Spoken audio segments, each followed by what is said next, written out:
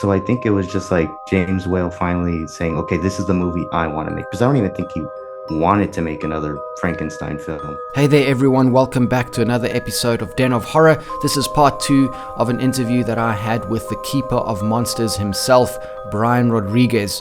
In part 1, we delve deep into the timeless allure of the Universal Monsters, a journey that, if you are a fan, you do not want to miss. So if you're joining us for the first time, be sure to catch up on part 1. Now in part 2, Brian and myself embark on an exploration of two of the most unforgettable Universal monster movies, Bride of Frankenstein and The Wolfman. These iconic films and their characters have been haunting our dreams for generations, but what keeps us enthralled by their stories time and time again? It's a question that Brian and I try to unravel together. And as you might remember from part 1, our guest Brian Rodriguez is not just a horror enthusiast and a Universal monster fan, he's also the curator of the mesmerizing Instagram account UniMonsters, a platform that beautifully celebrates the black and white spectacle of the Universal monsters, so be sure to check that out. Prepare yourself for an enthralling episode as we dissect the enigmatic allure of Bride of Frankenstein and The Wolfman. And remember, if you're new to the Den of Horror experience, be sure to catch up on part 1 with Brian Rodriguez. Stay tuned for part 3 and also check out some of my other interviews with some horror aficionados from the movie industry. Thank you very much for joining us. Pull up a chair and let's get going. Lo and behold, the prodigal son returns.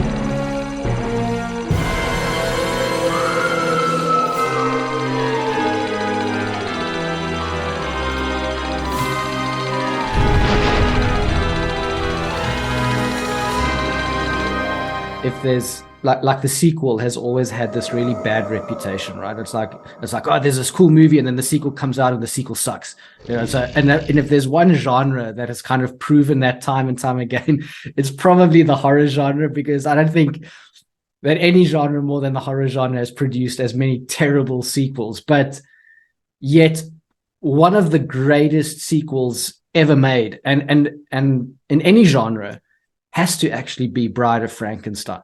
I mean, I don't know if you agree with me, but I mean, it's not only a great movie, you know, on its own merits, but it's even better than what was a great original, the original Frankenstein movie. What is it that you think? What are the elements about Bride of Frankenstein that makes it such a timeless classic?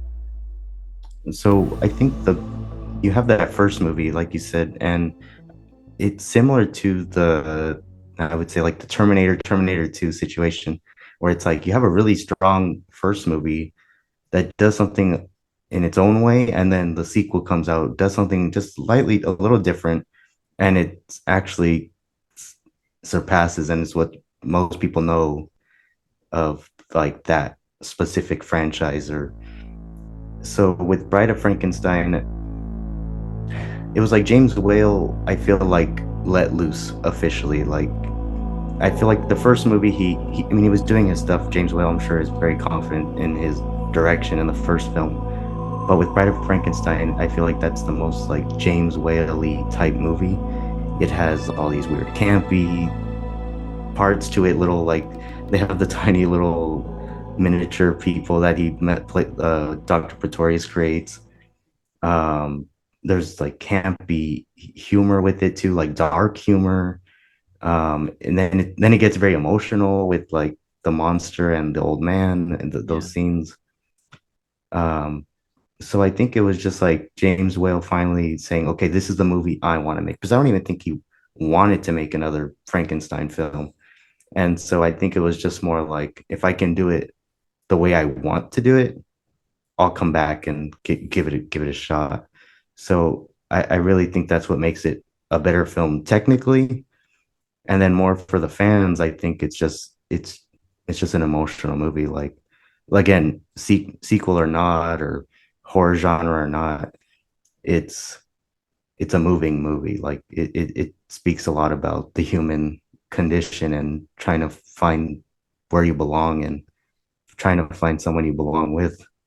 Yeah, that's a very, very good point. Trying to find someone that you belong with. And in Bride of Frankenstein, that seems to be quite a theme, because, you know, you have these two characters. You have the bride, and by the way, you know, you're an expert at this. is she the bride or is she Beatrice? Like, people always give me slack about this. I sometimes call her Beatrice, I sometimes call her the bride, and they're like, no, it's Beatrice or it's the bride. What is that character's name? It's the bride for now. I think it's just not very well defined in the movie what they were exactly trying to do. Yeah, exactly. So I'm happy that you say that, because I've always referred to her as the bride, and yet yeah, she sort of rejects the creature, right? And I think Right. there's something, like you said, there's something that we all relate to, that sense of rejection, which is very, very powerful. What Bride of Frankenstein also did is it did what a sequel should do, and that is it expanded on the world of the original. It gave us the characters again, but it still managed to surprise us. It still managed to, it didn't just repeat, it didn't kind of force feed us what we already knew we were going to get. It gave us something, a completely new and fresh take, and expanded on that world. And I think when a sequel manages to do that, it tends to be even better than what the original was. And you Yeah, mentioned Terminator 2, and I think Terminator 2 did exactly that. yeah, because it does have a similar plot, or not plot, but there's similar things that have to happen with like a creation of a new monster. And it's like we get a creation of the monster in the beginning of the first one, but we don't get those lab scenes until the last like 5 minutes of the movie, where it's like it's more of a character driven movie with the monster, with the Frankenstein monster, than it is kind of a repeat of focusing on Colin Clive's character. Right, It's right. like now the monster is fully our main protagonist here. Yeah, exactly. Which is also quite interesting, because in Frankenstein, uh, the creature has, like you said, an almost antagonist sort of role, in a tragic Yeah. sort of way. But then that sort of becomes the protagonist in Bride of Frankenstein, which is kind of what happens in Terminator 2. Terminator. Yeah. But it's weird that you say that, Brian, because I spoke to Ed French, who he's a wonderful makeup effects designer. He worked on Sleepaway Camp and Amityville Horror, The Possession, and all of that.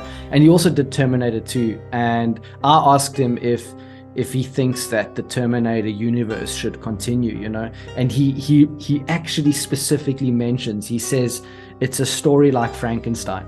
It's timeless, Right. Yeah.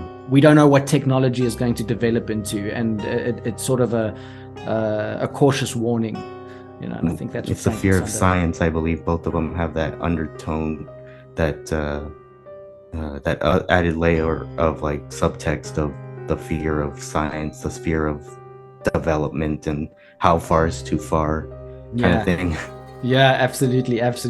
And it probably has one of the most famous most iconic cameo scenes of all time, with Lancaster. I mean, what a role. And I think she was Yeah. only in the movie for like 2 minutes or something like that, but just that look, I mean, the makeup, just that makeup design and character design, I mean, a stroke of genius.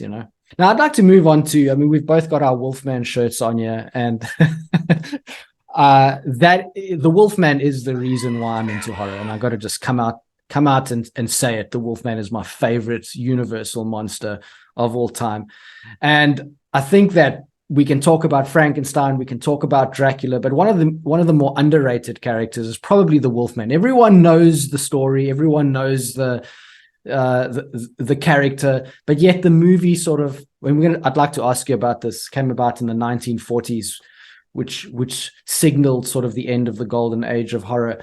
But the mythology of the werewolf was actually created in that movie. A lot of what we know or think we know of werewolves today actually comes from the Wolfman. And unlike Frankenstein or Dracula, the Wolfman wasn't based on a pre-existing, novel or story, or a remake of any kind. Yet the Wolfman as a character has become as iconic as all the others. What do you think it is about that character? Because I've also seen on your page that it's also, your posts on the Wolfman also get a lot of love. What do you think it is about that movie, that character, and maybe even Lon Chaney Jr.'s performance? What do you think it is about that package that people love so much? So with the Wolfman, it people see him on my page a lot because it is my favorite horror film of all time. Uh, the Wolfman is definitely my favorite Universal monster, and um, to kind of, let's try to break this up into some sections here, but starting off with the lore of the Wolfman, the werewolf lore. It's like you had the 1935 Werewolf of London film that came out about 6 years before the classic Wolfman film. Um, but it was different. It wasn't the, like you said, the lore wasn't established until the 41 film, because Kurt Siodmak, the screenwriter, actually just made up half of this stuff on his own. Like it wasn't really established in a previous movie or some kind of book, like you said, where it's like a lot of the 30s films were based off of literature, and you have Dracula, Frankenstein, where the text was already there. Kurt Siodmak even brought some of his experiences of Nazi Germany to some of the deeper messages in the Wolfman. But yeah, that was all created for the movie. It wasn't this thing that everyone says, "Oh my gosh, this like whole werewolf legend with the moon and the being marked." It's like that's not an ancient thing. It's pretty much just was created in 1941. But why we love this movie, I think it's definitely Chaney's performance. I think it's his best role. He just has like he's charismatic at the beginning, but he's able to go like switch into this pathetic character that we sympathize for. We see it in his face. Like he can go from charming and big smile. He has like a big grin. Like he has such a, he's a big, very hulking guy, but he's like the jolly giant kind of thing at first, and then he just goes to like a real depressing place later in the movie, and you really, really feel bad for him because again, like many of the Universal monsters, it's not a choice. He doesn't choose to do the things he's doing. He's not trying to kill or cause harm to anyone, especially the people that are closest to them. um but but I think that's what makes that movie special, and why I like it too is that kind of Greek tragediness to it. It doesn't have a happy ending, and I think a lot of great werewolf movies that have come since that this movie implement that Greek kind of tragedy to it as well, like An American Werewolf in London, which is another one of my favorite horror films of all time. Yeah. It's like these aren't happy stories. The werewolf tale never ends good for your protagonist.